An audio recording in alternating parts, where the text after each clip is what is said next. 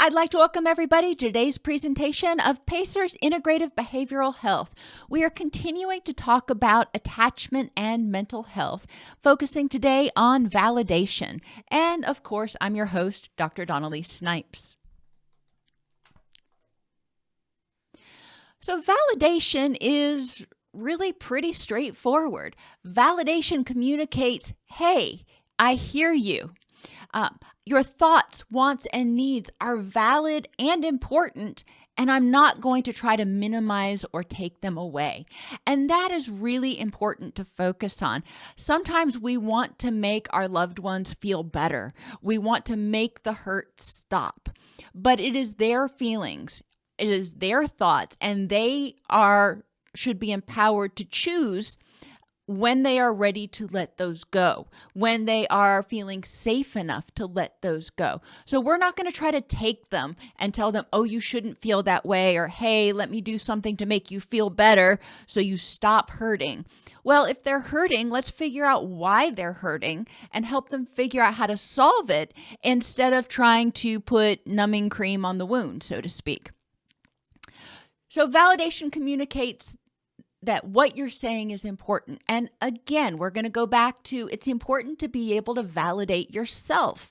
And this is something that Linehan talks about a lot in dialectical behavior therapy. Hayes talks about it a lot in acceptance and commitment therapy. Pretty much any of your cognitive behavioral therapies are going to encourage you to pay attention to yourself, to acknowledge your thoughts, wants, and feelings without judgment. To hear them say, okay, I feel how I feel, or my thoughts are my thoughts. Now what do I do? What is the next best step to improve the moment? And that's really important. You may not be ready. If you're grieving, for example, I know after my mother died, I was grieving and I knew how I felt. I knew what my thoughts were. I wasn't ready to let them go yet. I wasn't ready to take that next step to move on. And it was important for me in that situation to explore why. Part of it was that culture said, you're supposed to grieve. You're not supposed to get over things too soon. So I didn't feel like I felt guilty if I started feeling too happy too soon. But another part of it was that there was a lot of stuff that, went along with losing my mother. And it was important for me to be able to spend time sorting through all those thoughts and feelings that were associated with her death. And then once I had sorted through all of those, I could move on. But not until then. And that is so important when we're coping with things, to allow ourselves plenty of time to go through and sort through the issues, to resolve whatever issues, and then move on. It's kind of like when you do spring cleaning and you sort through your closet. You have different bins. It's like, okay, this is taken care of. This I still need to deal with. This, whatever. But you sort them into different bins, and you're not going to leave your closet halfway sorted and go on and do something else, I hope. But the same thing is true for our feelings. We don't want to halfway deal with our feelings and then just kind of shove the rest back deep into our psyche, because eventually that's going to come back and bite us in the butt. So validation of ourselves means accepting non-judgmentally our thoughts, wants, and feelings in the moment. And then from that perspective, from that point, deciding what is it I need to do next. Maybe it's not move on. Maybe it's process things. Maybe you've got to, stick there and kind of, trudge through some stuff first. That's okay.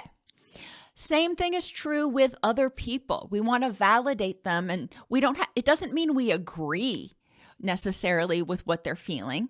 It doesn't mean that we're glad that they're feeling a certain way necessarily.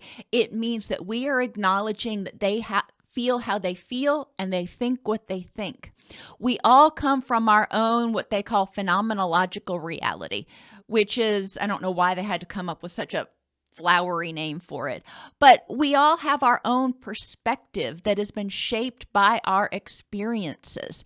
And I use the explanation a lot that I come from a family of French Canadians and Italians, and we talk with our hands. We talk loud. We are a very loud group. And it's just the family I grew up in, that was, the norm. So it is not uncommon for people to be loud and making big gestures. And that doesn't make me feel threatened because I have not associated that with a threatening event. Other people may have come from a much more restrained household or a restrained culture where that would seem intimidating or overwhelming. So I can go into a situation where people are being loud and large and think, cool, let's have some fun. And other people may be completely intimidated. It's not my place to tell them that they shouldn't feel that way. Validation means I say, I understand what you're saying. I hear what you're saying, and I will try to understand your perspective. I haven't been through your past, I haven't been through there, but I'll try to look through your lens. I will try to validate that for you, what you're thinking, feeling, and wanting right now makes sense in your own way. And I will meet you where you're at. So, if I were bringing somebody home for Christmas vacation, for example, who was from a more restrained culture or background, I might acknowledge how they're feeling overwhelmed and then ask them, what is it that I can do to help you feel more comfortable, or what is it that you need to do right now in order to feel in order to feel safer, because I hear you're feeling unsafe. I'm not feeling unsafe, but I hear you're feeling unsafe. So what is it that I can do to help you? And that's where validation really comes in. Not telling people how they should feel, not telling ourselves how we should feel, but accepting feelings and thoughts in the moment without judgment, and then making a plan. So validation really, like I said, is pretty straightforward, is really pretty simple in concept. It's harder to do. As I mentioned earlier, a lot of times it hurts to see our friends struggle. I remember a couple of times when my daughter was going through some stuff. And as a mother, it ripped my heart out to see her so sad, to see her hurting so much. But I knew it was something that she had to work through. And, I can be there, I can be encouraging, I can be supportive, I can be validating. But, from my perspective, what she was going through in the big scheme of things probably wasn't going to be a big deal in 5 years from now, or even in a year from now. But how invalidating would that have been for me to go, you know what? You're making a big deal out of something that's really nothing. Oh, that would have been horrible for me to say. And it was important for me to recognize that at 14, she has not had the 50 years of experience in living that I have. So that was a big deal to her compared to other things that she'd gone through. That was what she was going through was huge, and it was agonizing. And, as we grow, we go through these experiences that shape us. They allow us to experience distress, and that makes us stronger as we move through. So when we get to be adults, we can look back on that and go, oh, that was no big deal. Let me tell you what I'm going through now. But unless we had gone through those experiences and let them make us stronger, we wouldn't have developed that different perspective. So again, it's important to let people have their feelings, their thoughts, their wants, their needs, and try to understand. Try to get in their head or walk a mile in their shoes or whatever you want to say, but try to recognize that they may not be experiencing the moment in the same way you are based on their past. And it's important for you to understand that we all have a different concept of reality. Everybody interprets reality through their own lens based on their own learning.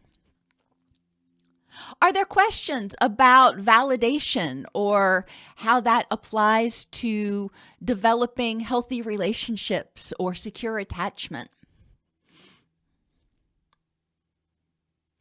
The concept, the term secure attachment, that even communicates to me when I hear it, secure, that communicates to me a sense of safety. And if I feel safe, then I feel that the people around me are going to not criticize. They're not going to invalidate how I feel or what I want. They may not be able to meet those needs necessarily at that moment, but they are not going to invalidate my thoughts, wants, and needs. And that helps me feel safe because that helps me feel heard and empowered to be my true, authentic self.